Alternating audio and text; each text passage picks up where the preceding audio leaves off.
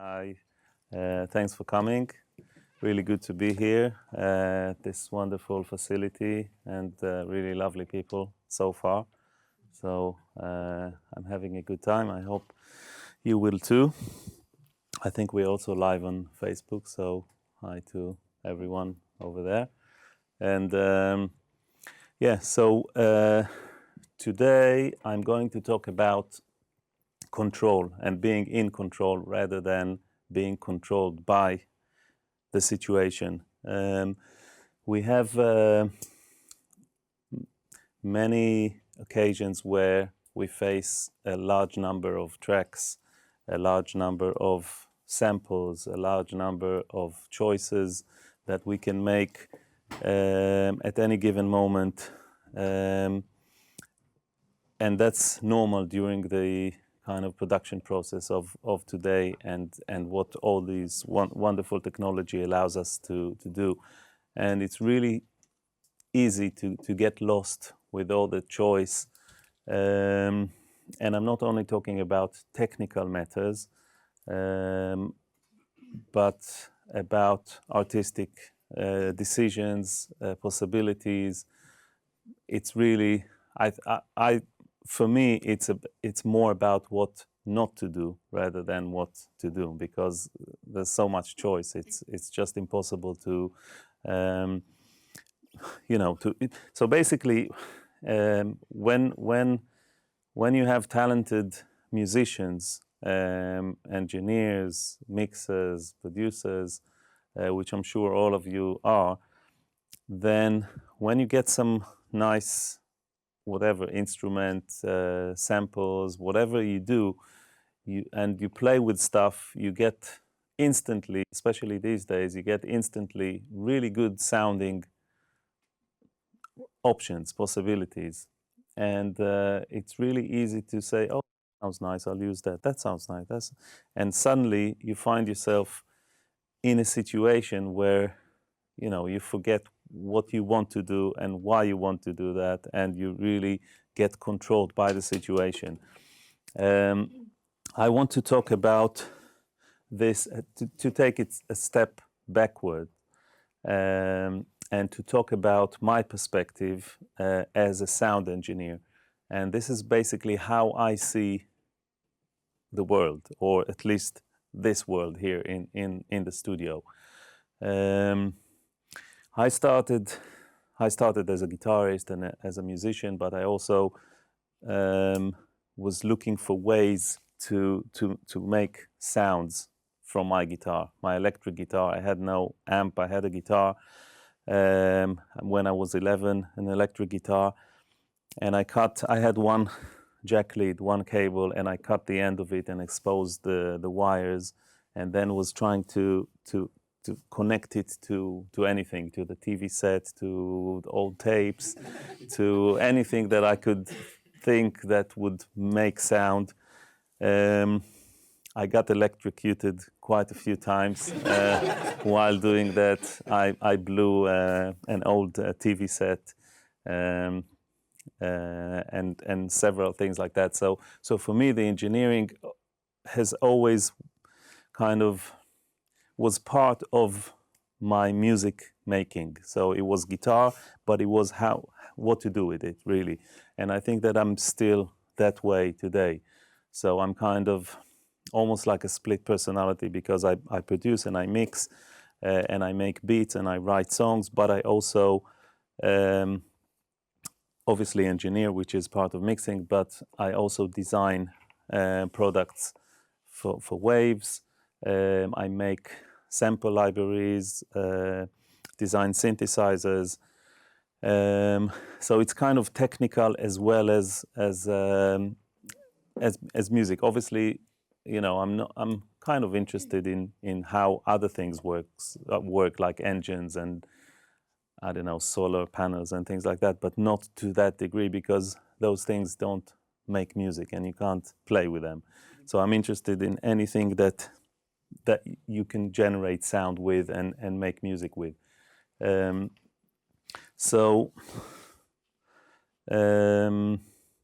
I'm saying all that because I think that throughout the years I kind of developed a method of, or a way of looking at things, so that I'm in control of the situation.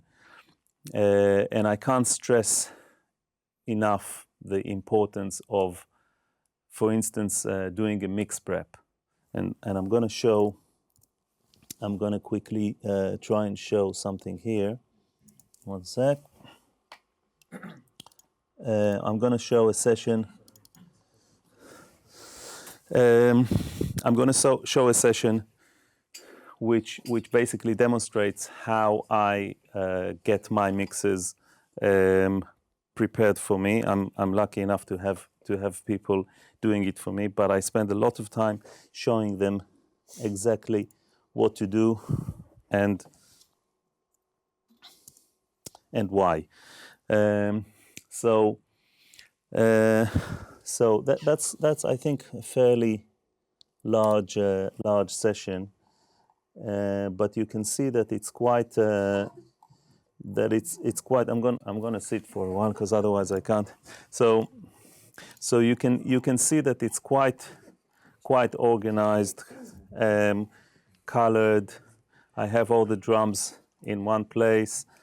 The bass for me is always green, and that serves as a way for me to know that that's the end of the drums, and from here start the kind of more melodic instruments. Things are grouped, and what I always tell my assistants is that I want every region to be basically ready.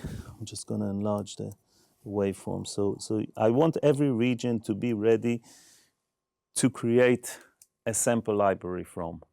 So for instance, I want it like super clean, fades perfectly, and I especially pay a lot of attention to vocals, where I separate the breaths.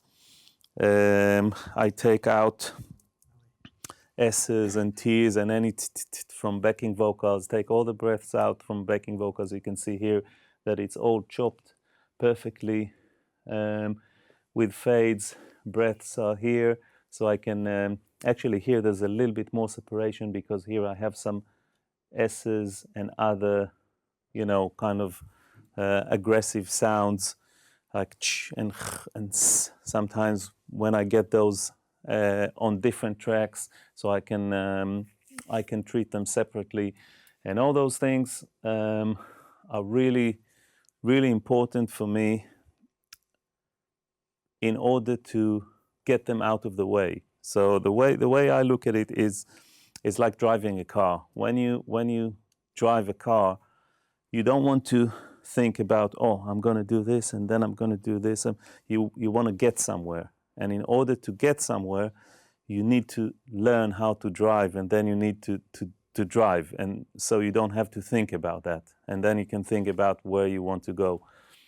And that's the same thing for me, really, because I want to be able to forget all the technical things that I have here and that I face, and that can really that I can really get overwhelmed by. So once it's all organized like that, which may seem a little bit complicated, there's about, well, there's 753 regions here just for one song, which is fine. Sometimes I have a lot more, but it's fine, because now when it's done, I don't have to worry about it. It's all laid out in a way that I know and I control, and then I can really concentrate on mixing it and getting like a really good sound, which is what it's all about, really, when mixing. But this method really applies to everything, to production, even to writing a song, because it's just a matter of kind of making a mental acknowledgement of of this concept, and then it allows for a lot of freedom, because in a mixed situation, once you have things set up like that, then you don't have to think whether the vocal bleed from the headphones is going to affect. So I can now compress the vocal, and I do. I compress my vocals quite a bit. There's 2 compressors here. One, unfortunately, I can't play this song. I have another song which I can play, but if I would, then you would see that it compresses like, I don't know, a good 15 dB on this one and another 10 dB on the other compressor. I don't care. And if it wasn't edited perfectly, then you would hear all the and all those noises and you know, spill from the headphones and things like that. But once it's all done, then it allows me the freedom to experiment and to do whatever I want, because I know it's perfect. And my assistants work, when they prepare the mix for me, they have 2 L2 limiters on the master, each one compressing about 20 dB. So whatever they play, they hear it like already like super squashed. It's not sounding pleasant, but they're not there to enjoy it. They're there to basically to learn how to master this situation. And when you hear it like that, you know how the fades should sound, because you hear every little tiny thing. And I actually apply this same method to when I sample instruments. We did a very big project about 2 years ago, sampling Metropolis grand piano, which was a huge task. I had 9 pairs of microphones, lovely sounding piano. I was actually listening to this piano, this Steinway grand over here, and I don't know, we may sample this one as well. But anyway, with the piano, you know, you hear basically, because you have compressors you have a compressor on the plugin, but users may really compress the hell out of the piano later. And so you want to be in control, and you want everything to be perfect. So there's no, because in a room like that, there's a bit of noise from the projectors or whatever. But in a room like that, even when it's dead silent, sometimes you hear like a little squeak from the change of temperature in the wood or things like that. Or I had on the piano, I had my assistant who actually played the keys. He sat there for 3.5 days playing each note, because we didn't do it with a robot or anything like that, because I believe in kind of a human touch, which makes it a lot difficult, because it's really hard to get each note in the kind of velocity range that you want and all that. But I think it was worth it, because there's something kind of real about that piano. But I actually put 2 mics, a pair of 451s AKG over his head like that, because I really like the sound of the piano, how I hear it as a player. And this is something that you don't get much in recorded piano. You put the mics here and in the room, but actually when especially this Fazioli piano that they have at Metropolis sounds so lovely when you just play it, and I wanted to capture that. But the problem is that you could hear Anthony's breath. You could hear him, like, especially when when you compress it and when it's like really. So we had to, and all those things are only detectable when you really compress the hell out of anything that you hear. So I strongly advise, when you edit regions, basically, no matter what they are. It's really good to just put 2 L2s on everything. It's not sounding very nice. Actually, sometimes it is, and sometimes it because you exaggerate so much that you get some nice ambient sound from the room mics and on guitars and things like that. But it's really advisable to one sec, let me load our song. Basically to experiment with that and to make sure that, again, you and the concept here is being in control. The same thing applies to working on a big desk like that, to working in a session like that, which is quite complicated. What I want to show here is a song by a really good artist, Sarah Walk, who is a singer, songwriter. And the song that I have here is quite acoustic, it's quite organic, it's quite natural sounding. I'm gonna play a little bit of the song, and then we're gonna dissect it and look at some of the processes.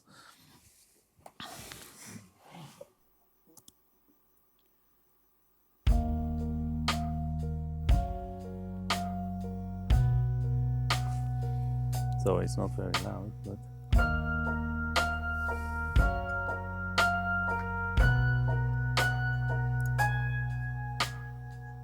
I woke up with a broken heart. I can't remember who it was. I couldn't even see her face.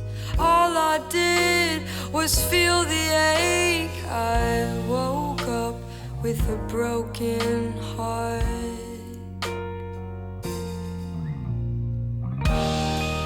So I'll keep on dreaming until I see her face. Yeah, I'll just keep on dreaming until I see her face.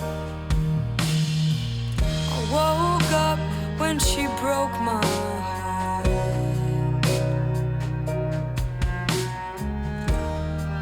I never knew the way she'd take my love and walk away and walk away and run away. I woke up when she broke my heart, my heart.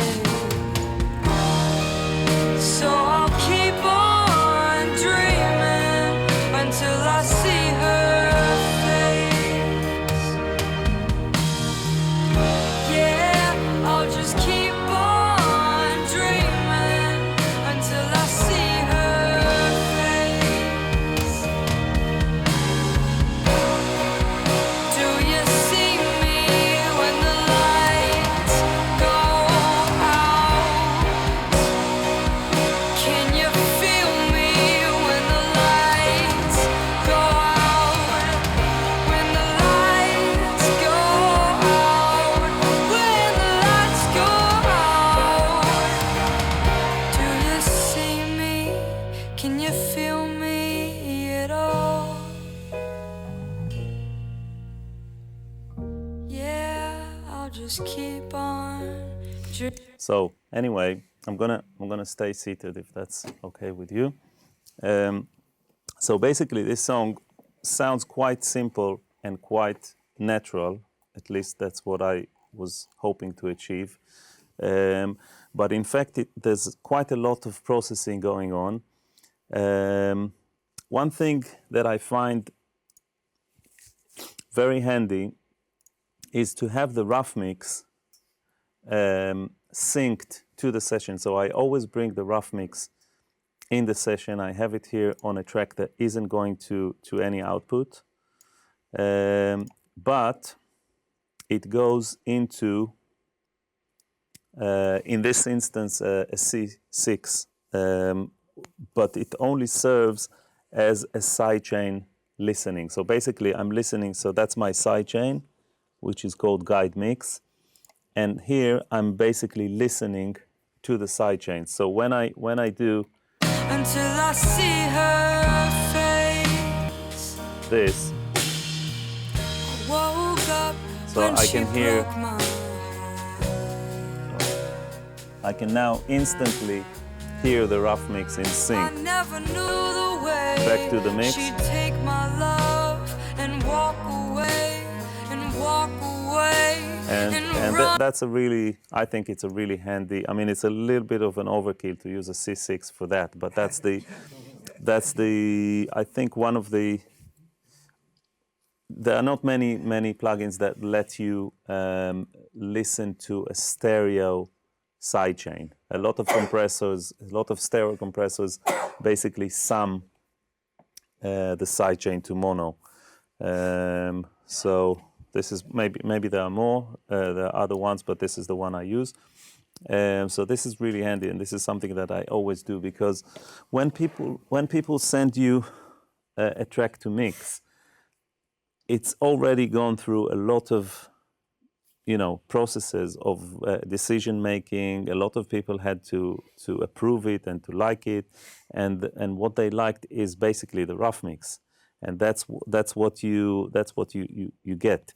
So it will be foolish to ignore that rough mix and to say, oh, I can do much better, and you know, just.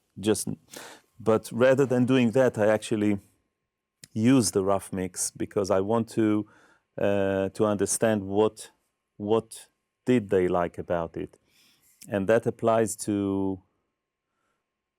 So that regards to mixing. But when I get songs to produce, I always listen to the demo, and I always listen and I try to get clues from the demos, even if it's a song that was written on an acoustic guitar, and the production is going to end up totally electronic or whatever. There's always going to be something in there, which is the engine of the song, or the essence of the song, and that's really important for me to use that. It makes my life easier, basically, because I don't have to reinvent the wheel every time. I can just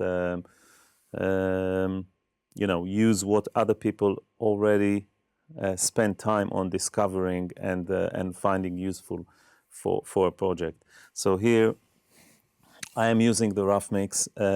It's recorded in a very kind of simple, natural way, and I wanted to maintain this. So I basically, it's funny, but because in order to achieve that, I had to replace all the drums, but that's fine because you know, I don't have any sentiments to anything. I do whatever it takes to make it sound great, and so I can play you a little bit of the.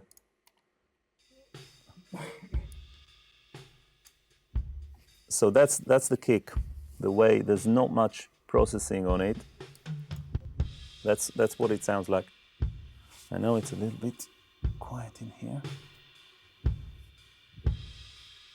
but you get it. I mean, it's very natural sounding. It sounds like you take a mic and shove it in a kick drum without doing too much to it. It's very dynamic. So here, it's quite heavy. There's quite a lot of low end. And what I find with bass drums is usually there will be one frequency that when you take it out, it will almost like deflate the kick and make it sound a lot wider. It doesn't specifically has to do with finding the fundamental note of the bass to work with the kick drum, but it's just a sonic thing that if I take this. This is 100 hertz. So that's it's kind of boomy. It's almost like now the kick is much more inflated, and this is like a little bit more loose. And obviously there's not nearly enough punch on this kick at all, because the main sound of the kick is actually coming from here, which is a sample. Now, there's a lot of ways of, there are many ways of triggering drum samples. There are many plugins that do an excellent job on this, but I find, and again, it's a control thing, I find that spending the time on the kick drum, this is very handy in Logic actually, because what you do is, first of all, you select the whole audio file, and then you detect the transients. Now, this does it automatically, but you can change the sensitivity. So when I do that, it will basically get rid of many of the hits, not all of them, because that's a snare hit. So I want to decrease the sensitivity even more until I get only the hits that I want in. And it's really worth, you see this one it missed, so I'm going to increase the sensitivity. So it's really worth spending the time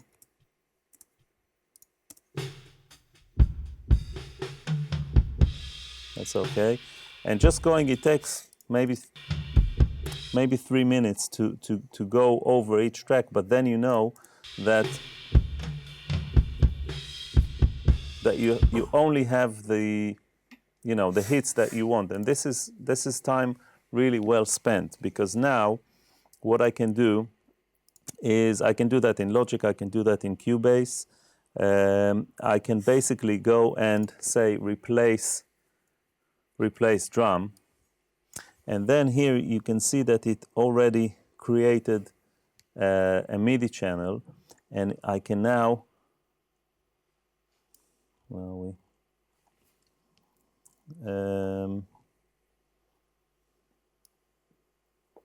I can now change the sensitivity of this plugin, because it's kind of meant to find the transients on its own. But since I've already done it offline, and I have them kind of written to the actual file, that now I can set the threshold to the most sensitive, and I know that it will take each bass drum hit that I. So basically, that's how I use it on snare drums, on kick drums, on toms as well. Now, another thing which is really very beneficial. Actually, I'll talk about that when we get to the snare drum. So also here you can hear that the song is much softer here. Woke up with a broken heart. And the sound of the bass drum is much more loose and kind of gentle. So I split both the actual recording of the kick drum and treated it differently. I'm not sure in what way, but even if it's just a level thing, you see here it's louder than here. It's really easy. Rather than starting to automate it and all that, I just split it to another channel, change the volume. That way I can freely play with a fader and basically sculpt the sonics for this section and for the other sections. So here, I guess, let's hear what the kick is. Yeah, so that's a different kick sample altogether, because it just gives, or maybe it's not, or maybe it just, yeah, I think it is. It just gives the original kick that point. I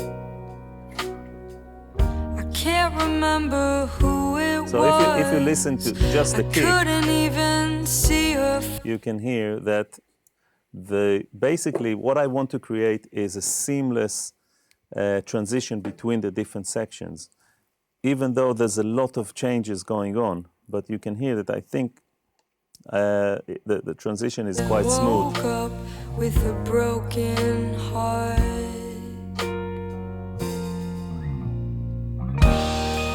So I'll keep on. So it sounds like the same drummer, it sounds like the same, you know, it's different samples, everything is different about it. The rim shot, I basically just used the sample. I didn't even use the original rim shot. We can listen to how it sounds. It sounds nice, actually. But for some reason I didn't use it. That's fine. And obviously, you know, splitting the snare, if you have a rim shot and snare, I used to do that even on you have to do it in any mix setup, because the levels are different, the amount of treble you need to add to it are different and all that. Again, with the snare drum, what I usually do, let's see if I've done it here. Yeah. Now this is a really one sec. Okay. So here is a really nice trick that, so I did obviously the same thing with the snare drum. That's a kind of clean and nice sample, and this is the original. I think it's not even playing in this section. One sec. Okay, so that's the original. There's quite a few subgrouping and things going on, so it's not. There's some reverb, but a really nice trick to apply. So you can hear basically this is the under snare mic. I'm not even using the top snare at all. It's completely muted. I'm just using the sample, and I'm using the bottom snare mic to give it that kind of live played feeling a little bit, and a little bit of top. But what can be done now? Let me just call it that. Okay.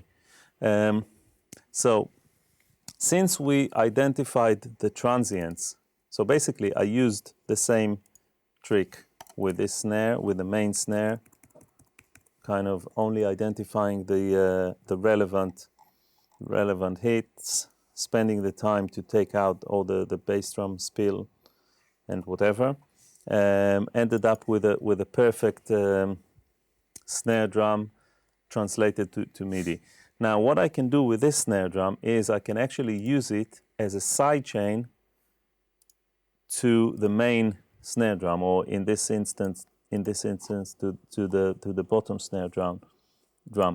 And what that allows me to do, so basically if I'm trying to gate this snare drum using the internal, let's just copy this to here and set this to internal. If I try to gate it only using the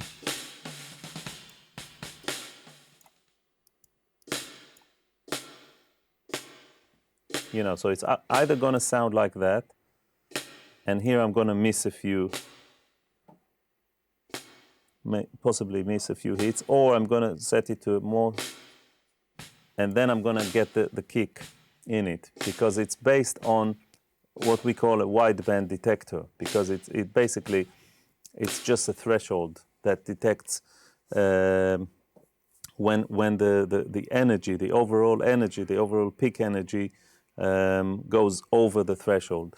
But once I have the MIDI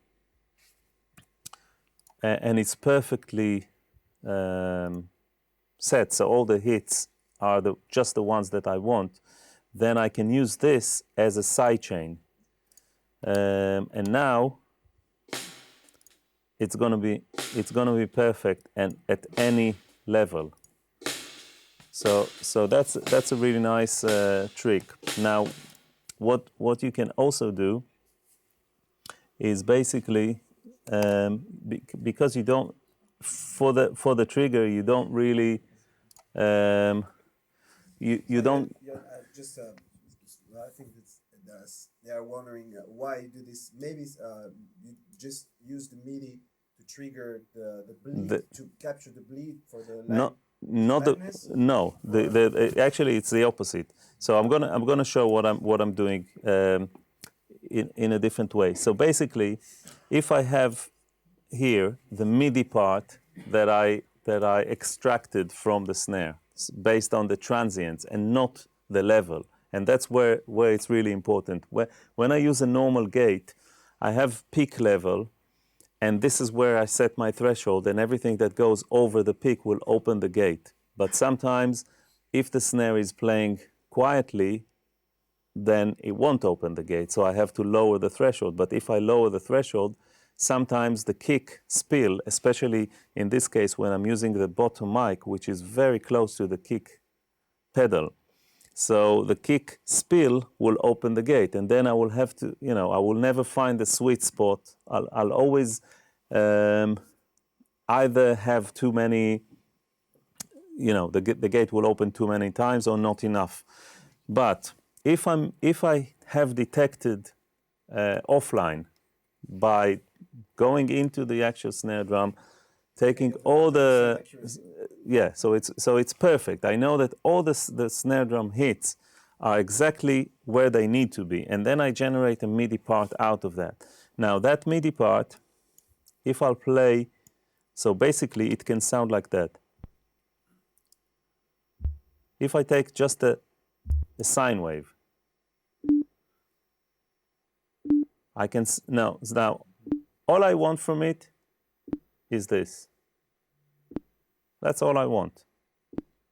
Now, once I have this, I take it out of the mix, and then I go to my snare drum, and the gate is set to this instrument 2. So now, basically, and actually I can demonstrate that that I can listen. No, it won't let me do it. Hold on. 1 second. Sorry, instrument 2. Yeah. So now I'm listening to the sidechain. And what I'm hearing is basically the MIDI trigger. So now my snare is triggered in a perfect way. There's not going to be, and I can solo save this channel. I can call it snare sidechain, and that's it, and it's there. So basically, spending the time on things like that can make such a difference. Now, I have this same snare drum playing in a different part of the song, and I can use the same.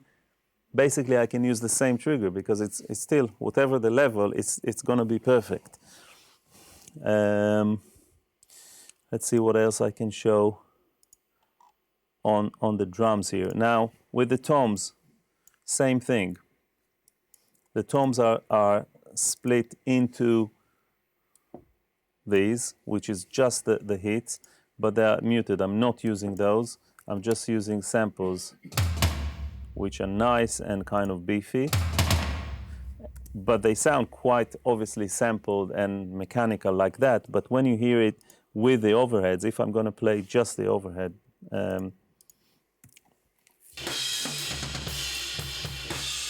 so I have a nice tom sound from here, and if I'm going to add the samples to it,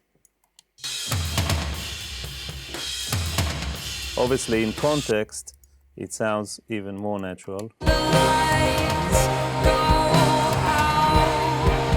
Or even here. So basically the whole idea is, in this case, it's spending quite some time to complicate things in order for them to sound simple. But the same principle applies to a session where I have 200 tracks or something like that.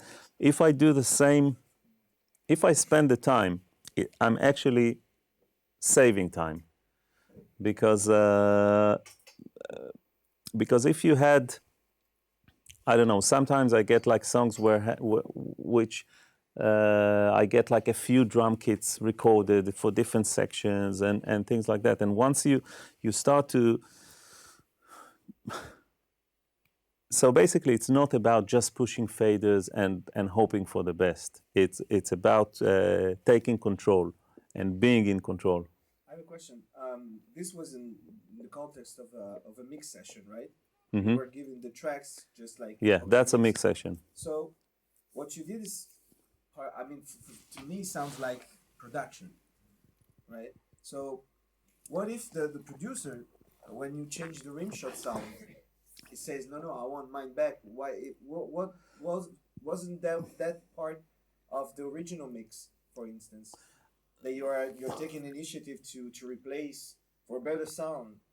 Sure, but what's at which extent, and do you call the producer or consult him? Absolutely, a great, really good question. In this case, I didn't say anything. I just played the mix. Everyone was happy, and they said, "Wow," and the producer might have thought, "Wow, I really recorded the drums so well," and that's fine, and that's fine. And if they, because I spent a lot of time making sure that I didn't play the toms like that, because it sounds horrible and it misses the whole point. But when you blend it together with the sound of the room and the natural playing and all that, then you get something that complements the sound. I know that sometimes the boundaries are blurred between production, mix. What is mix? A mix is production, because you take something raw and you mix it and you make it sounding like a record. If you listen to and arguably Bob Clearmountain was the first, or one of the first people in the 80s and late 70s that really coined this term, like a mixing engineer, because he was given tracks that he didn't record or didn't produce or wasn't involved in the production, and he would just mix it. And these days it's very common to get tracks mixed by a specialist. I get so many songs sent, and sometimes I don't see the people. I never met the people, and I just mix the tracks. And there's something that allows for another level of creativity if it works well. Obviously, you can mess up the whole song, but you can mess up the whole song even if you don't use samples. It's not what kind of tools you use. It's how you use them and where you want to go. And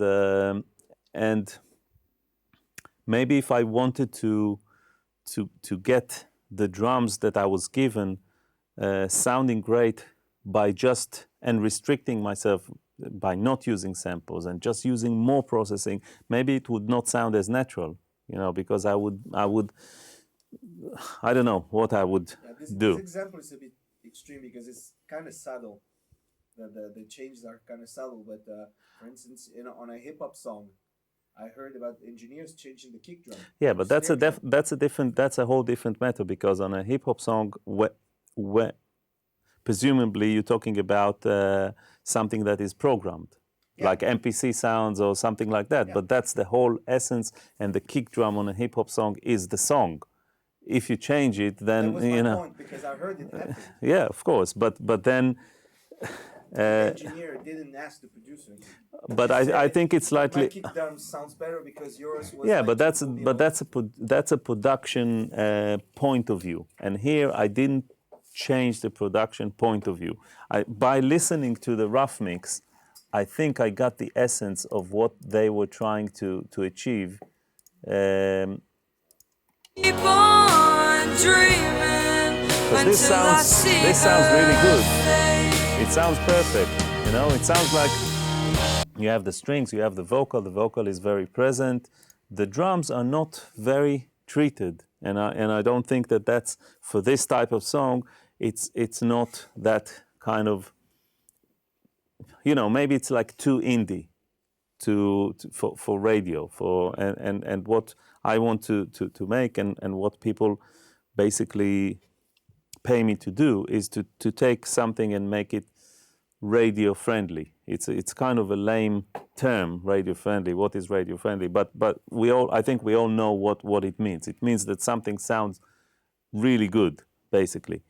And so yeah, on a hip hop track, I would be very, very careful not to disturb the balance. And sometimes it's more challenging. Sometimes you have, even with this track, I think I worked on it quite hard because there aren't so many things. When you have layers and layers and synths and whatever and vocals and harmonies and this and guitars, it's easy. You just you mix everything in a nice way. Nothing is too exposed. I'm not saying it's easy, but it's like a different challenge. And here the challenge is keeping it minimalistic, making the song kind of come through. On a hip hop track or something even more minimal, it could be more challenging. Obviously, on electronic music or music that is based on electronic, especially drum elements and bass, when you have this 808 bass and 808 kick and all that, all those sine waves, which are pure, it's really hard to get a decent mastering level as well. So that's a different story, because when you clip it or when you limit the master, you get artifacts which are very noticeable on things that are based on sine wave.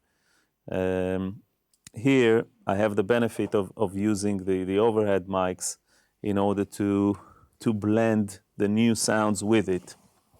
But maybe we're spending too much time on the drums. Let's go to the vocals.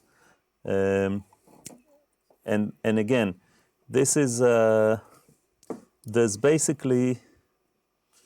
there's one vocal here, a few BVs later on, but what I'm doing with this vocal is again quite complicated.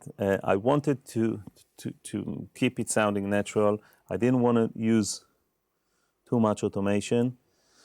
So what I'm doing is I'm basically sending this to a group. Let me show how it sounds on its own without the group. So I'm going to send it to the... Let's just listen to it on its own. Knew the way she'd take my love and walk This is away, very well recorded. and walk away. There's no kind of attitude to the sound of it. It's just capturing the vocal performance, and it sounds great. And so what I do,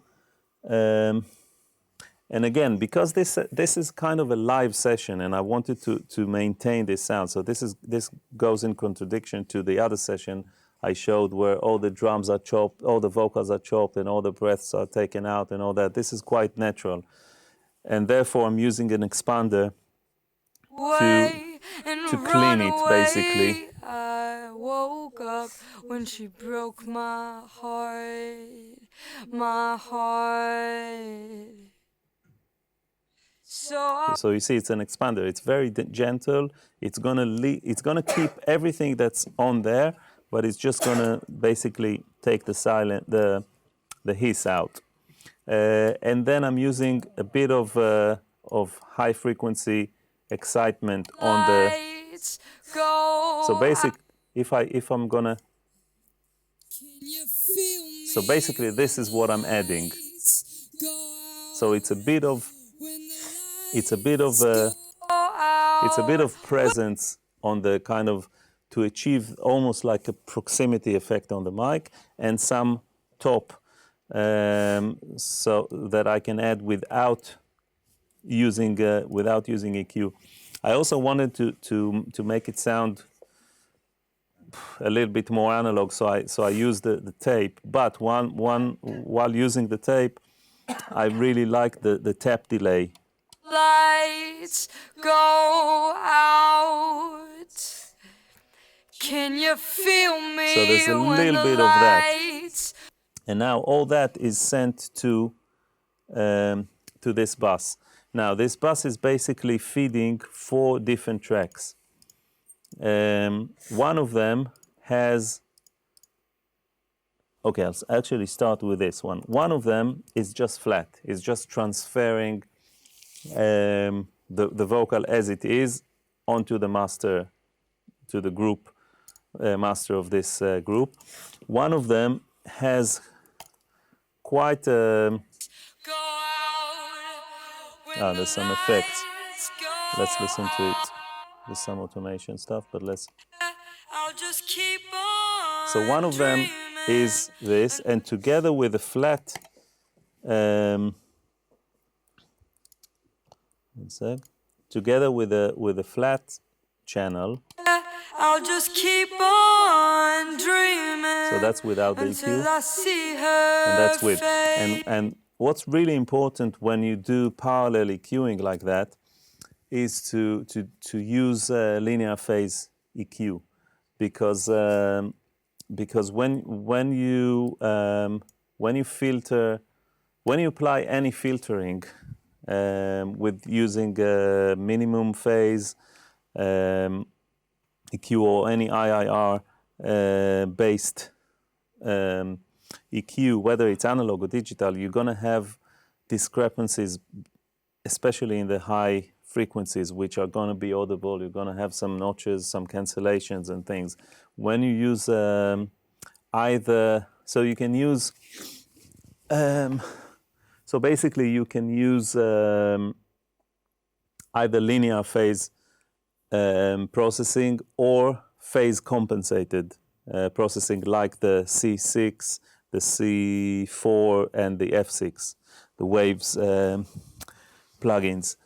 So that's the EQ. Now I have a distortion track which only plays, this is the many Marquin distortion, which is quite nice, and it just plays. See me when the lights go out. Can you feel me? So it's only when the it's only active in the middle 8 or C part, if you want to call it that, and that just to add power to the to this section. And then I have another track which is really compressed. Do you see me when the lights go So this is, you know, I can really compress this track, and I don't, and obviously it's very, very audible, but again, this is only a layer, good term, and then, feel me when the lights go out. so, Yeah, I'll just keep on dreaming until So I wanted it to- was. I couldn't even see her face. and then on the master, I have a few plugins yet. One of them is this Triple D plugin, and what that does, it's a kind of de-esser, but it works on different frequency ranges, and we applied a similar concept with the Sheps, which has it has two de-essers. Each one of them can be set to the whole frequency range, and this is, I didn't have this plugin when I mixed this song, because that's a relatively new plugin. Otherwise, I would definitely have used that. But the Triple D also does the job really nicely. So if we listen to just this range, I couldn't even see her so this is the range where it compresses. So if I bypass, so that's bypass, so that's quite nasty, and this is, sorry, this is more tame, and I'm doing the same, you see, so I'm doing that. My advice to you, when I solo this high frequency range, even for a bit, it really dulls your ears. So I suggest not to listen to that. Even, you can listen to it for a few seconds, and after that for like 2 hours, everything sounds dull, because you get yeah. So was this another layer, or was No, that's on the whole group, over the whole group. Okay. And then I have here, I have the Q clone inserted over this group, and the Q clone basically is a plugin that I'm really proud of. Basically, designing and coming up with a concept. And what it does, when we started working on convolution filters, which is our first product was the IR1, the convolution reverb. Convolution reverb is actually a convolution filter. It happens to be a very long filter of 4 seconds or whatever the impulse response you load into it. But it's basically a filter. And I was fascinated by the possibilities of convolution. And I wanted to create a convolution EQ. So basically to take like an Eve, 1081 or something like that, and basically capturing the impulse response of every possibility in like half dB steps, and I calculated, and it's about, if you work on half dB steps and you have plus minus 12 dB on 7 frequency ranges on 4 bands, it's about, and you want to capture all the possibilities, it's about 50,000 impulse responses that you'll need to load into a table, and it's going to be a nightmare. And then I thought, why don't we create the filter in real time? And that's the concept behind Q-Clone. So what Q-Clone, basically Q-Clone is 2 plugins. One is called Q-Capture, which you put over an auxiliary that goes into your favorite EQ. And what that does is it transmits I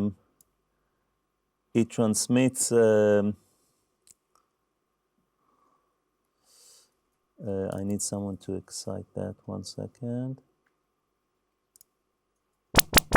Okay, basically that's what it transmits. Sorry. Okay, so basically it transmits a sweep over all the frequencies every 400 milliseconds, and that's all the Q capture does. Now, then when you insert a Q clone plugin, which is the actual EQ, when you insert that on a track, what it does is it measures the frequency response coming back from Q clone. So this plugin actually communicates with the Q capture, and it creates a convolution filter every 400 milliseconds. And what that allows you to do is, in my studio, I have Q capture set on channel 24, so it's right here. so I can turn the EQ on the desk, and I get the Q clone plugin to basically to respond to that every 400 milliseconds, and we got to that to that specific timing because of several reasons. But one of them is that it's quick enough for you to turn a knob all the way, and it will give you, I don't know, about 4 or 5 different frequency positions. So Q clone it's hard to understand this concept without a proper demonstration. I could do it in there, but what it allows you to do is basically to capture the frequency response of any EQ that you connect to, and then you can open as many instances as you want. So you can, if I have like one good EQ, I can use it over all my tracks because I set it up once, and then so that's a really interesting concept. Another thing that I would like to show is we have an SG, a SoundGrid server here. Basically, SoundGrid is a very versatile system that I use a lot in my studio, but I want to show one thing which is quite relevant to what we're talking about. I'm just going to lower this. Now you can see, especially with, let's say, with a bit of mastering, you can see that the CPU, it's actually quite amazing that it holds so well, because it's quite a full-on mix. There's quite a few plugins here, plus a few instances of contact. There's a bit of a mastering chain. It's quite a few things. It holds really well, which is, I think it's a magic in its own right, because something like that you would need. There's basically more processing than in there running on my laptop, which I can carry in my bag and take everywhere, which is quite fascinating. But sometimes you are running low on CPU, and especially if I'm going to use a very CPU Abbey Road demanding, reverb. no, the H reverb set to 12 seconds. It's not going to sound nice, but I just want to show the CPU bump that it does, even when stopped. So now if I'm bypassing it, you can see that it just with the one plugin takes quite a hefty part of my CPU, and there's a way of basically unloading some of that CPU. So what I can do now is once I open it inside the Studio Rack,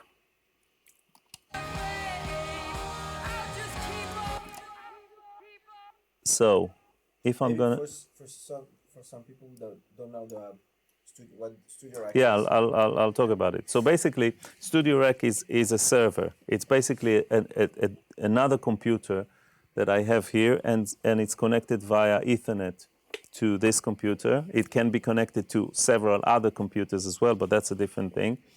So now I can load the same reverb into Studio Rack. Studio Rack allows me to run 8 different plugins, to save them in one to have a preset that saves the whole chain, which is nice if I want to, for instance, to transfer this vocal chain or this mastering chain to a Pro Tools session. Then I can save the Studio Rack settings and open it on a different platform, which is really handy.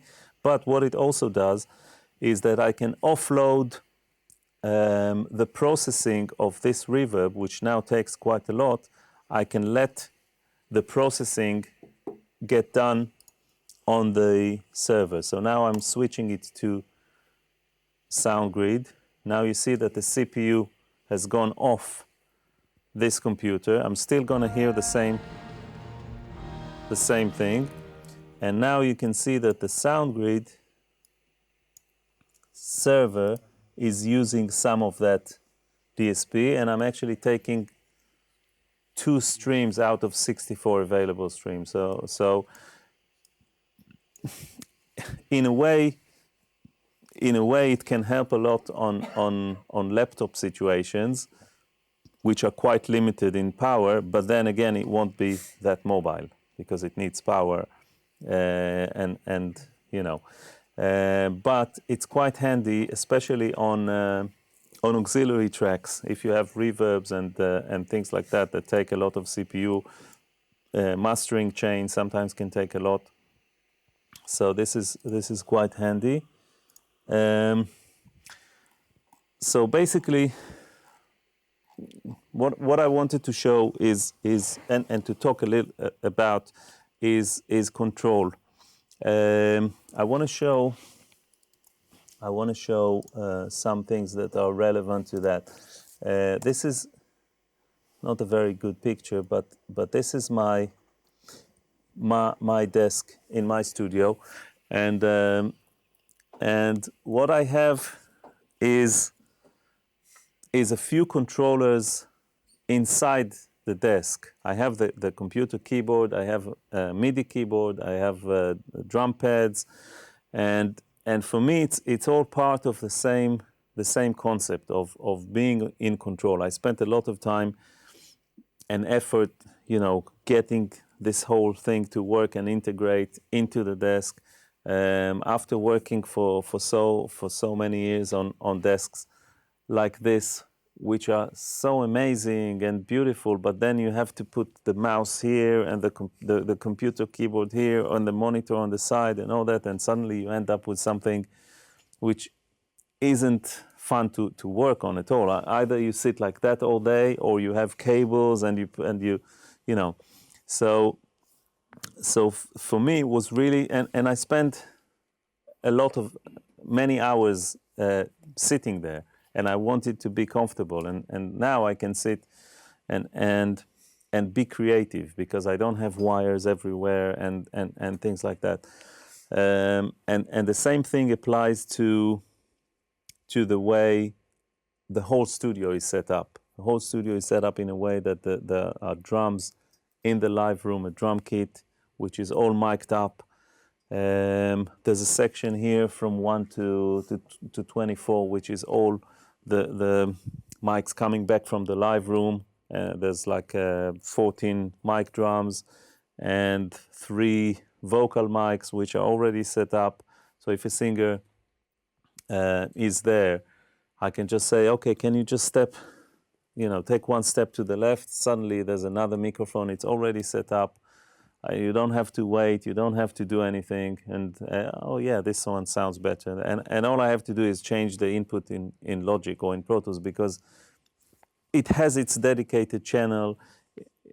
You know, the level is kind of great for this mic anyway. And things like that, which are, and the same thing with drums. The drums are mic'd up. The levels, there's some high end on the overhead channels, and it's already set up, and then I can concentrate on making music basically, and I spend a lot of time setting those things up because it's quite nerdy, and I like that, and that's what I'm doing for Waves, basically designing things that will make other people, work more fluently and concentrate on creativity.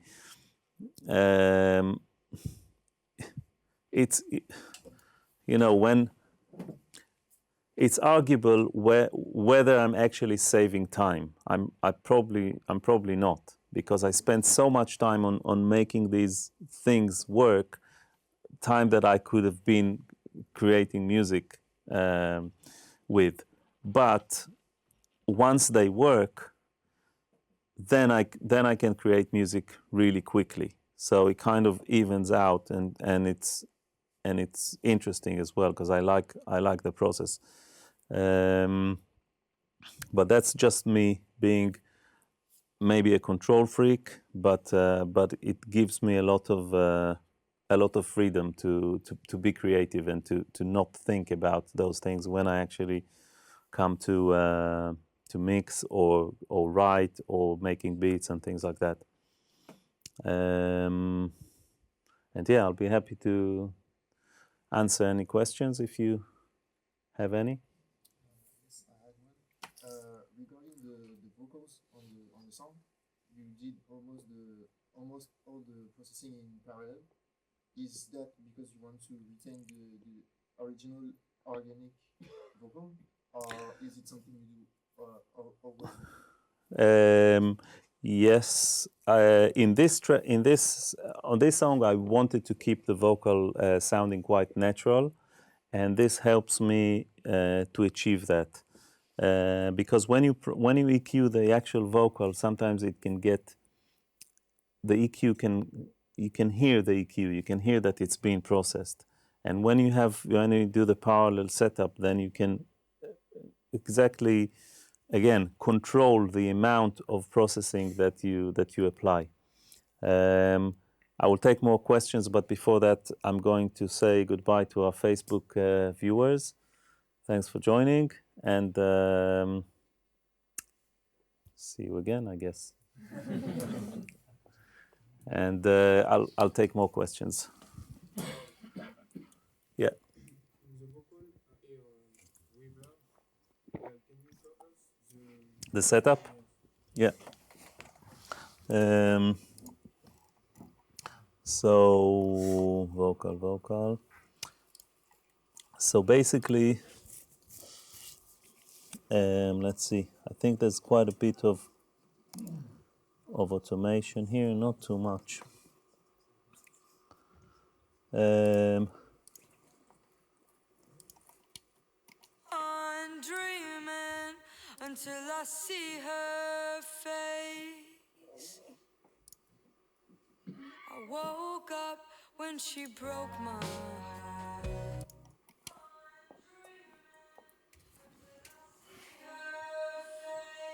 So that's a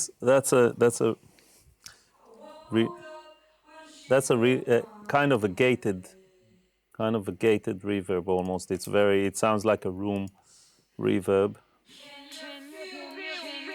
Here there's some delays going on, but here it's just that. It's very short. What I like about this concept of gated reverb is that it's very dense, but it's very short. So, because sometimes in order to get something which is really dense and kind of full and rich, it has to be very long. But with non-linear reverbs, it's more like a non-lin reverb rather than a gated reverb. You can achieve that, and I didn't want to make this song sounding too fancy and too, so that's a nice way of doing that. What else have we got here? So we have this. I woke up when she broke my So that's basically just a delay, a short delay. She'd take my love It's like a slap delay and walk away. with some chorusing on it, and I think, yeah, and then there's the Lights go out when the lights some delay in the mid late. I tend not, well, obviously it depends on the style. When it's like trap and kind of these crossover between trap and even EDM and things like that. It's more about reverbs and this big sound. But when I want to keep something organic, I don't want to hear this tail. So I tend to use something which is more minimal. Anyone else? Yeah. About the DSP, the server, Mm-hmm. can you use it with any instance of any plugin, or is it just for? No. So it works. The way to work with it is through Studio Rack. So Studio Rack is the plugin that has the 8 slots. To them, you load any plugin that is compatible with Studio Rack can be offloaded to the server. There's other brands which support. Thank you very much. There are other brands which support this platform. So it's basically it's developed by Waves, but there are other brands that comply to that format. Brainworks, yeah. With instruments you can't use it. No, it's only for real-time processing of plugins. There are more to come soon. Yeah. It's a kind of it's a very popular platform because it's very popular for live. This is Studio Rack, which can be used on live desks, but in studio situation as well. Any more? Yeah. For the vocals, you use a big reverb or a plate reverb like more? For the vocals, it's mainly this non-linear non-linear reverb, which is it's not like a plate. Plate is more smooth and linear. The decay is quite linear. And non-linear reverb works by having expanders within the feedback path.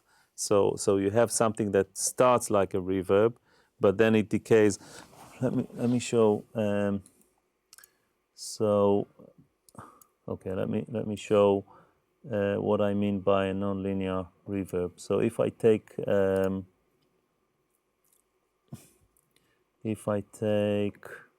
H reverb, and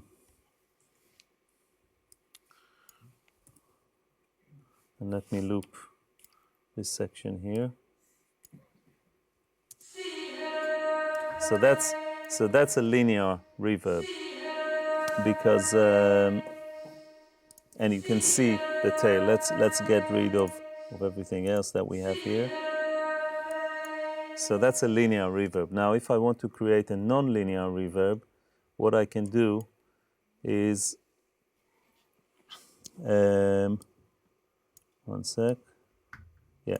So that's a non-linear reverb. And what? Now that's a very long, but you see the way it continues. But if I make it like really short,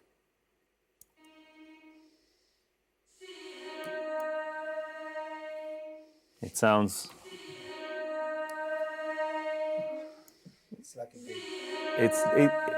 It's kind of like a gated, yeah. But if I make it kind of something in between.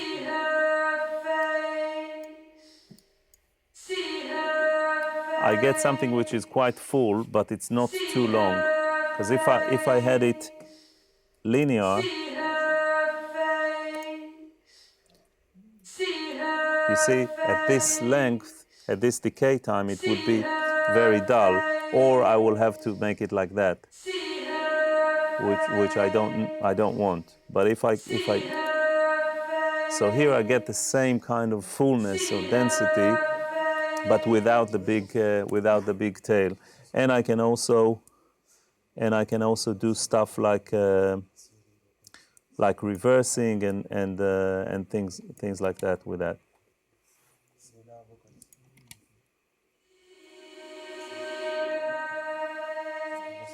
You know, so it's quite. But then you gate it. No, it's called. I use the term gated reverb because, and it's a wrong term. It's actually a non-linear reverb. You can achieve, in a way, you can achieve a similar effect by using a gate after the reverb, but only on drums.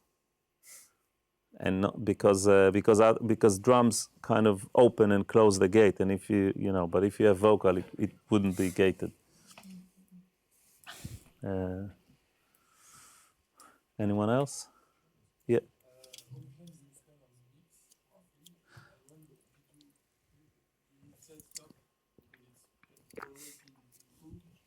Good. Yeah.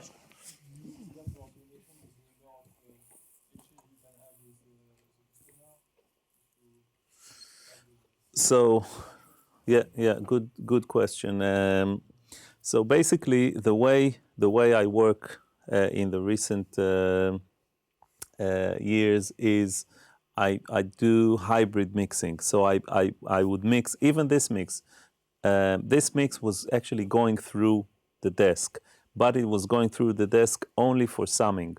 So once I get to pretty much this stage, when it's actually finished, when the actual mix is finished, I would go and split the tracks to different outputs. I would line up the desk so I can easily recall the session.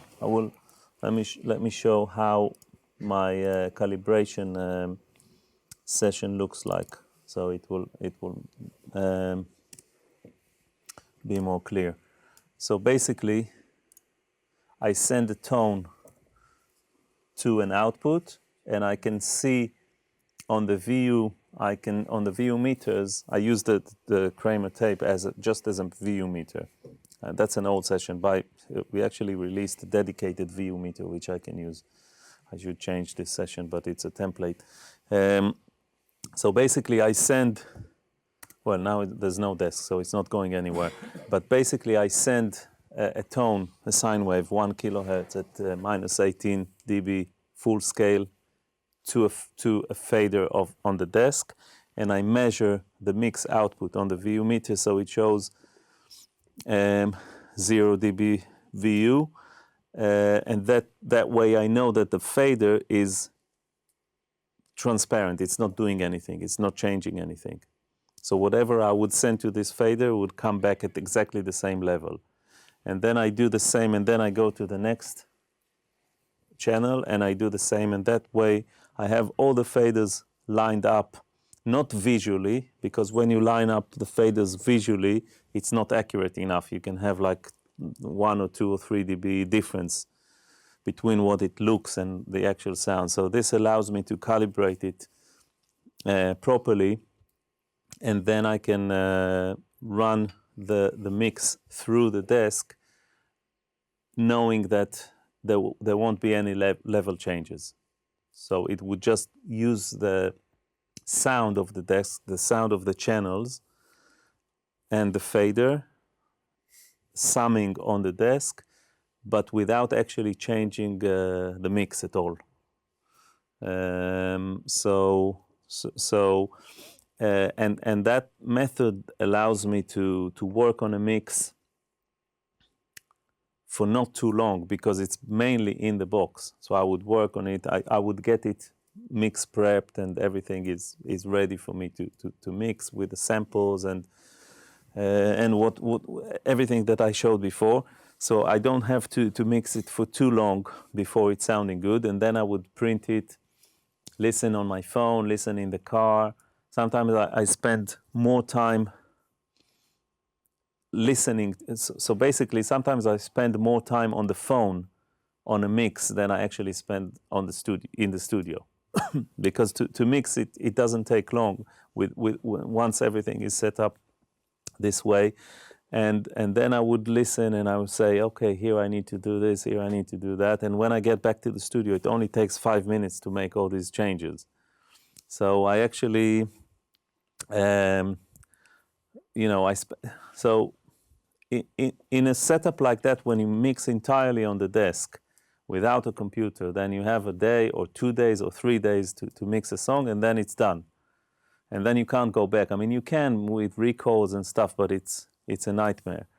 But this allows me to work on a mix for a week maybe, because I would work in half an hour here, half an hour there, maybe 5 or 6 hours initially, but then, and the same applies to when I send it back to the producer, to the artist, to the label, whatever, then I get comments by email, and then I tweak it. It takes no time to tweak it, so it allows, again, better controlling of the situation.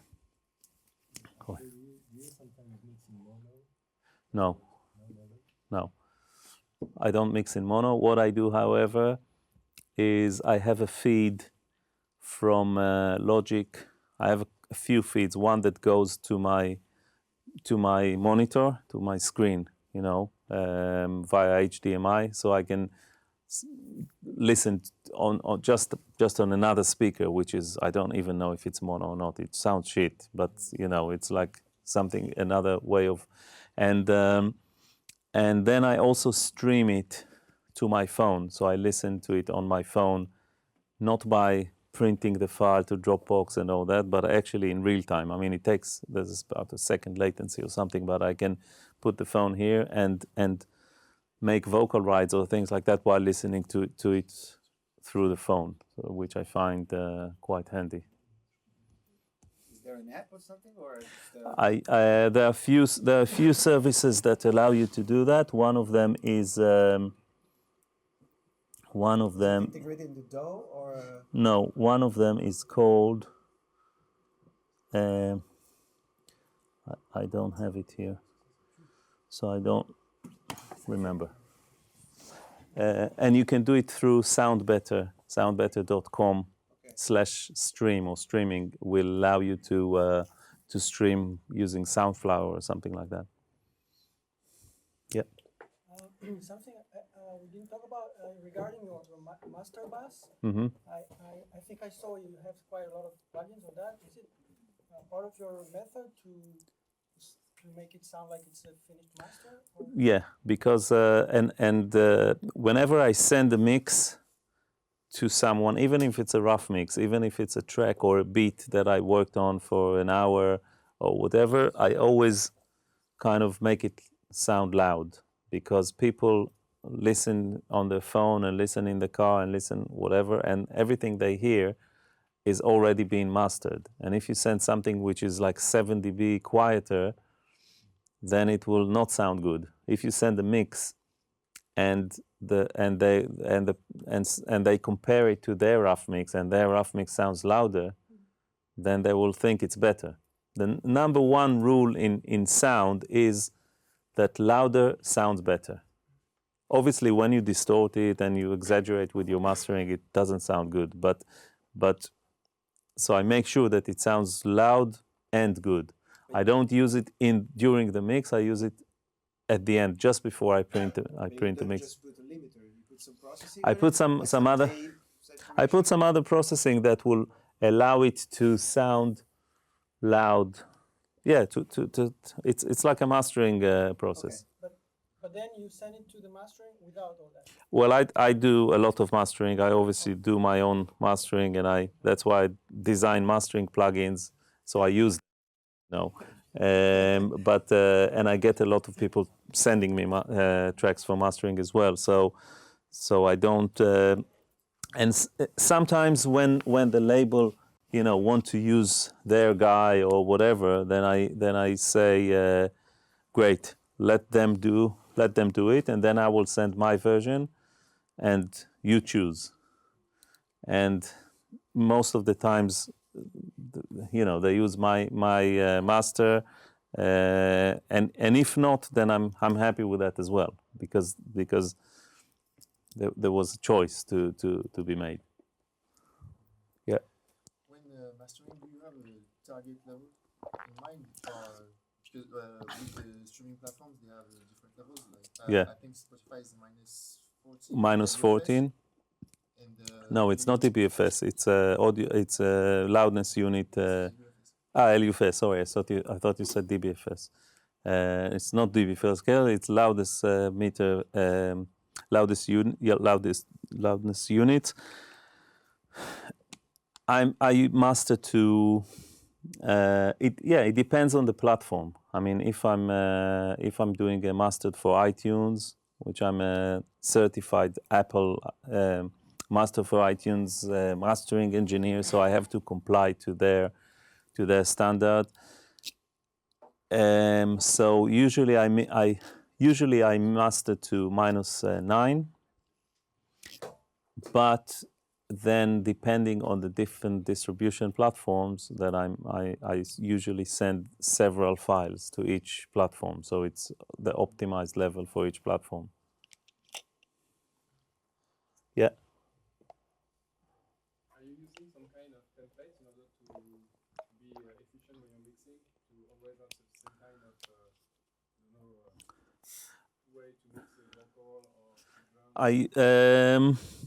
Kind of. I use. I have a template mastering session that loads with 8 effect returns.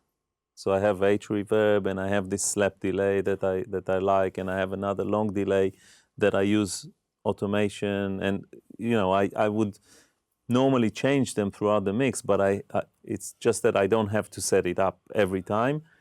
And I do use some channel presets for vocals and for channel presets that have a few inserts, a few different plugins. But I have a few, and it's always.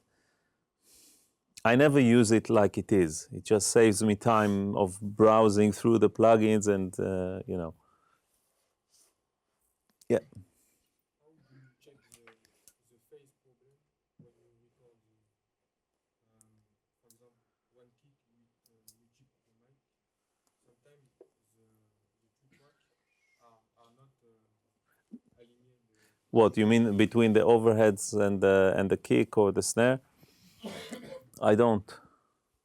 I just don't. I ignore it, because once you start getting into that, then there's no end to it, So usually my bigger problem with drums is that the overheads, if they're placed like this, then the snare would be on one side and the kick would be on the, you can never, because the kick is here and the snare is here. So this is something that I struggle with more. And I use S1 imager sometimes to tilt it or things, so it would sound more even. But usually I don't mess with unless something is wrong, But usually the timing so you would have phase problems in the high frequencies when the mics are really close together. So for 10 centimeters, you get a third. It's about a third of a millisecond, which will affect the high frequencies. But when the kick is here and the overheads are there, the phase differences are going to be in a much lower frequency range. So it's not going to be that audible, because there's not really much low frequencies on any of the drums except for inside the kick. So on the overhead mics, you don't really get a lot of low frequencies that would be affected. So it's not really.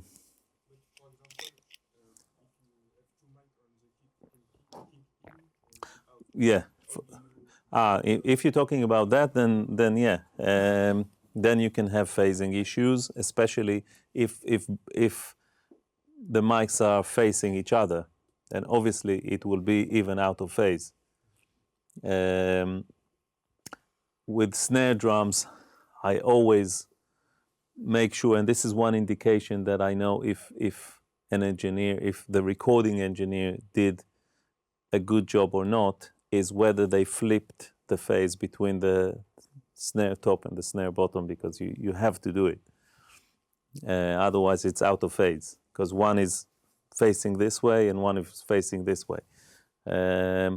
With kicks, if one is inside and one is outside, then they're facing the same way, but they can have some phasing issues. if I'm being completely honest, 9 out of 10 times, I don't use any mics other than the one inside the kick drum. The kick, the bass drum out, and the NS10 and all that, I usually don't use that. Yeah. And between the kick and the bass, do you have some tips for mixing the two together? So the one thing I showed where you pick a frequency in the low range and you take it out, not necessarily with a graphic EQ, but just with a normal channel EQ, whatever. I usually do that. Obviously, again, not on hip hop tracks and on EDM, and when you want the kick to kick, basically. But if you're talking about live drums and bass, or even sampled program drums and a synth bass, sometimes I find this frequency that it doesn't necessarily have to match the frequency of the bass, but something that makes the kick kind of not too boomy and more open, and that leaves room for the bass, obviously, and that's a stylistic approach to sidechain to compress the bass by the kick drum. But that's and also one thing which is very beneficial is to check the length, the decay time on the kick drum, because sometimes, especially with sample drums, you have a really nice attack, and then you have this, which is totally unnecessary. And it takes a lot of headroom, it takes a lot of space in the mix, it takes a lot of low frequencies, it clashes with the bass because the bass is changing and this is constant. And sometimes you just don't need it. And a lot of times, rather than EQing the kick, especially when it's sampled kick in electronic music, then it sounds already really good. And then if it's a little bit boomy or something, then I would just make it short, either with the gate or with Smack Attack, with transient processor. Just make it shorter, and then you get the punch, the immediate punch on the high frequencies and low frequencies, but then you leave a lot of room for the bass. Yeah. Can you explain again why you separate the breathe and the Sure. Yeah. So basically, when you, I'll try to explain it even without showing an example, because I think it's quite easy to understand when you think about it this way. So if I speak quietly, or if I speak loud, there's could be easily a 10 dB or 20 dB difference between on the level. So if a singer sings the verse and it's really soft, and then she sings the middle eight and she's shouting, there could be 20 or more dB of difference. However, in your breath, if you do, there's not much difference. Or if you do like s or s, there's not that much difference. So basically, if I'm applying a lot of compression, relative to the actual voice, the softer I sing, the louder the breaths and the sibilants are going to be. So if I speak really quietly, I speak like that, you can hear this. But if I speak like that, you can, the S is relatively the same, at the same level. Now, if I compress the vocal a lot, then basically I'm increasing the level of the breaths and those sibilants a lot, and I'm taking them out of proportion, because I'm manipulating the dynamics. I can maybe, I don't have the session anymore. I'll load it, it will take a minute. So basically, when you compress the vocal track, you get, so I compress the compressor will respond to the voiced part of the track. Now, so if it compresses it like that because it's the voice is too loud, and then it will stop because there's an S. It will say, I don't know, silence. Now, if I compress the silence and then it stops compressing, it will go up in level, and the S will be a lot louder than it actually is. So, and the same applies to breaths before the word. So if I do silence, you know, so there's no compression on the breath because it's not reaching the threshold. And then I compress this much. I compress this much, but I give it makeup gain. I give it makeup gain, so the breath, instead of being the voice is here, now it's here.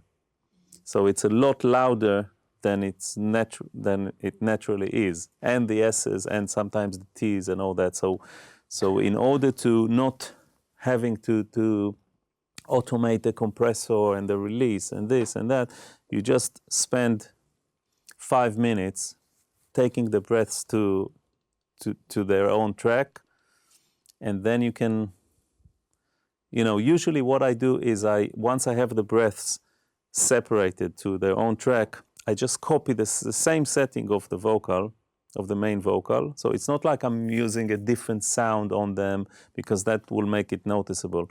I use this exact same setup with the same effects and same everything, but I lower the fader. So they're just quieter or louder or whatever I want, because I have control over it. Yeah. I use loads of de-esser.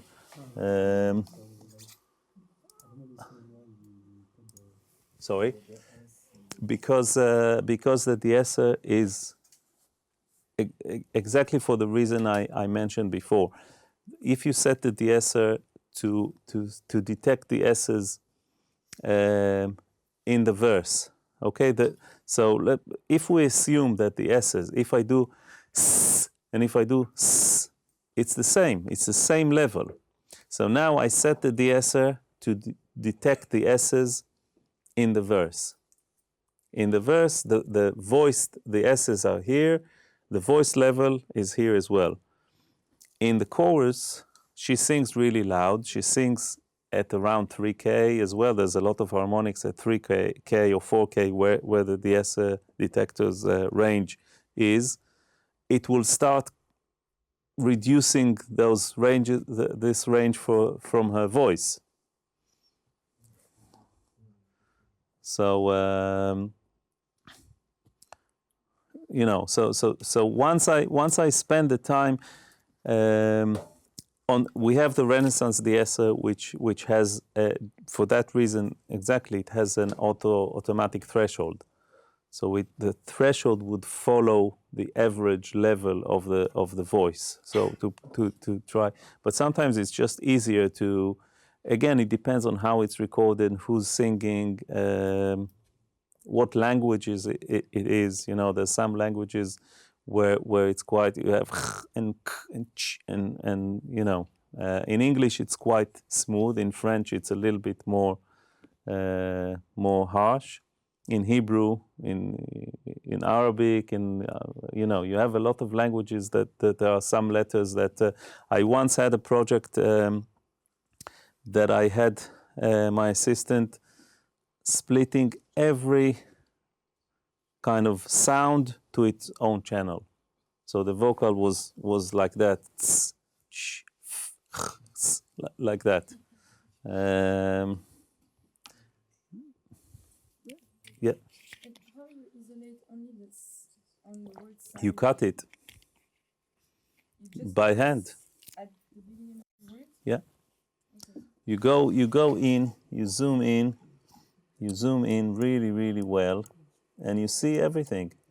You see, that's probably an S.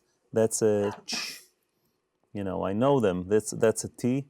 I know these little motherfuckers. I know how they look, and that's obviously a breath, and that's probably a sh.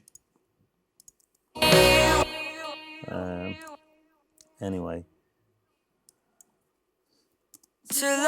No, it's not. That's an S, yeah, C.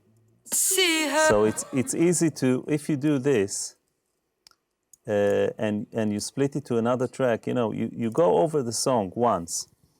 You do it like that. It doesn't take that long. And also, you don't really have to crossfade and things like that because it's the same information. So it's going to just be a little bit quieter. So it's fine, you know. You can do it with listening, without listening. So that's the breath, that's the S. You just have, you know, you just do it. It takes 5 minutes and. Yeah. Do you do snap to zero or when you do these cuts and fade in, fade out? No, because Logic and most DAWs, first of all, whatever you cut on noise, there's no click. There won't be any click. So when I do my edits, when I see something like that, if I wanted to edit 2 vocal takes, like I wanted to edit this one, okay, let's undo a bit. So if I wanted to comp, one of them is a harmony and one isn't, but they look the same. So for our purpose, it's okay. If I wanted to make an edit here, I do this. I don't even have to listen to it. I know it's going to be good because they're both. Until I see her. Yeah, the different levels, but if they weren't, then you. Until I see her face. You know, because it's on an S, on a sh, on a, you know, sh, and everything that's noise, no problem. You can do whatever you want. Okay, so no fade in, no fade out, no snap to zero. If I don't have to, I don't do it. Okay. So for the breathe and this, you just reduce the volume? On the Sometimes, yeah. tracks? Yeah, because once you start EQing it, if you reduce the level, then usually it's inaudible. It's fine. Once you start filtering it, and that's why using de-esser is sometimes more audible, because once you start filtering it, then it sounds different. But if you just take it down in level, it doesn't have to be by 20 dB. You know, it can sometimes be 2 or 3 dB. You would not hear it. Yeah, but if you're doing that, you will have different dynamic sometimes, no? It's only a momentary thing, you know. It's only so. For instance, if I would go and oops, I didn't like something. If I would go here and do this, then usually it should be okay. If I go and take it to a different track, which is lower by this amount, it's going to be the same thing exactly. It's just easier that if they're all on this track, then I take the level down or up, rather than going to every automation. Same effect. Someone wanted, yeah.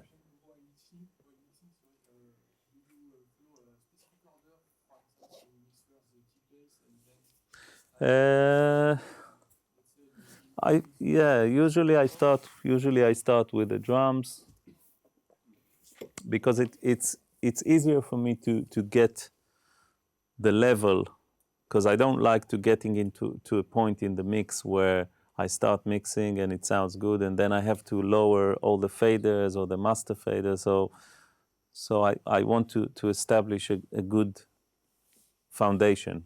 So usually I start with the drums.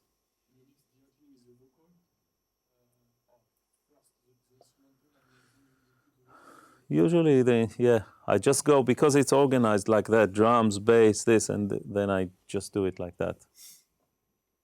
You want to talk? To return to the vocals with the sibilants and stuff, do you send it into a bus too, or just Whatever the process on the vocal, I would have the same thing, because then it's all, again, it's like if I change the volume, then it's just like doing an automation. If, sorry, there was one person there. Yeah. No, just at the very end before I print. I don't want to make discounts to myself. I don't want it to make it sounding good, you know, if it's not ready. I want to make it a really, really good mix and then make it sound better. Yeah. If you use a specific EQ on the vocal, do you apply the same for the reverb? No, because the vocal will be sent to the reverb, so the reverb will already have the same EQ applied to it, in a way. Wow, too many. Yeah.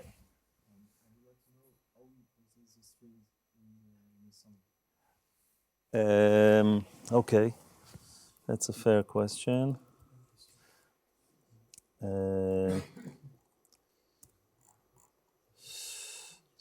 Strings. Where is it?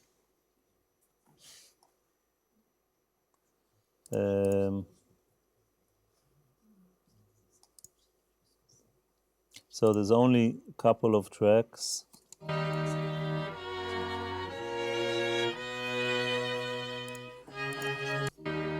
It's just doubles.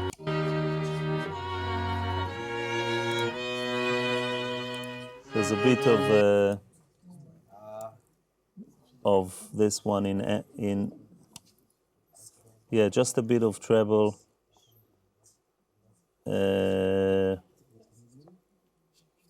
In MS mode, yeah. So I'm adding treble to the sides, basically, and a little bit of reverb. Sorry. Yeah. When you use, for example, a PA to take simulation plugin, do you we have a function that emulate the noise from analog Gear. equipment, and do you leave this function? It depends. I don't like hearing this noise. It adds a lot to the sound. So if I use the sound, then I will get. If I use the noise from the plugin, then I will put a gate after it. So when there's no sound going into it, it will not, because otherwise you end up with 60 plugins that make hum and hiss and you know. Anyone else? Yeah. Can you say again your vocal processing? Because you told us that when you parallel process, you leave One flat, yeah. One track flat. dominant than the other. Do you have like a bus for the EQ and a bus for the drive and everything? No, so here this is the vocal that feeds these channels. It has some processing on it, not an EQ, but just a little bit of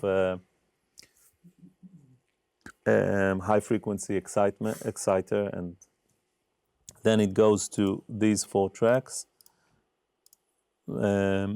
One of them is flat, not doing anything to it. One of them has compression on it. One of them has distortion on it for this certain section in the song, and one of them has EQ on it. So why wouldn't you do it like on one group? Because I can play with the different. So here I can add the distortion at a certain moment, but also it's there's a difference between compressing the whole group and compressing just one channel. So I still the main vocal actually comes from the unprocessed or maybe the compressed one. It just sounds different. I mean, in many compressor plugins, you have the mix already. You have the mix function in it, so you can do that. But I find that EQing in parallel sometimes retains more, keeps the sounds a little bit more natural. So you do that for the main vocal and the background? In this case, I did it for just the main vocal. The backing vocals are just grouped, and there's some processing over the whole thing.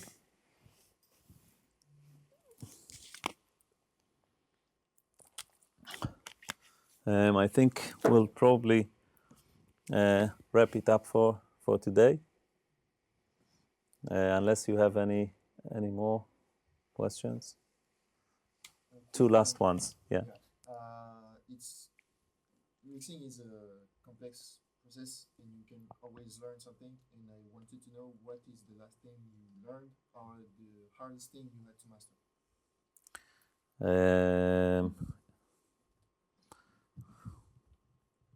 I don't know if there's a specific one. Like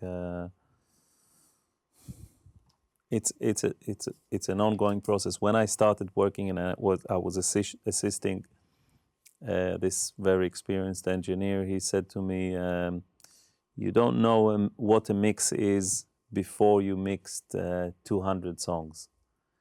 And at the time, I said to myself, "Wow, 200 songs! How long will that take me?"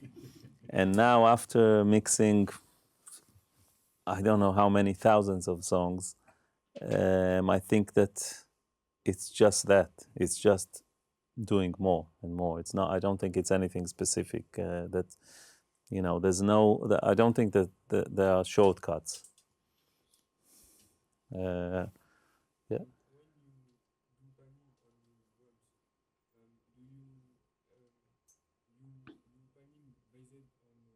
Drummer's perspective.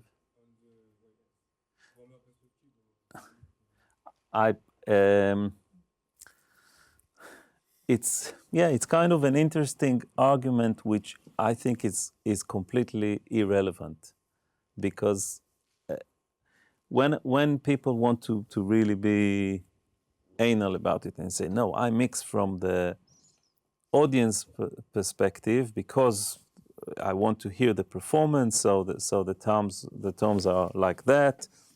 And then I ask, and how do you mix the piano? Like that. So there's a contradiction. So you mix the piano. No one mixes the piano that the lows are here and the highs are there, but they mix the drums like that. So why? So I mix from my perspective. I'm the musician. I play the piano like that, and I play the drums like that. And I don't care if someone wants to flip the left and right after it. It has no meaning whatsoever. It's just, for me, it's easier for me to mix it like that. Cool. Thank you for coming. Thank you. And I hope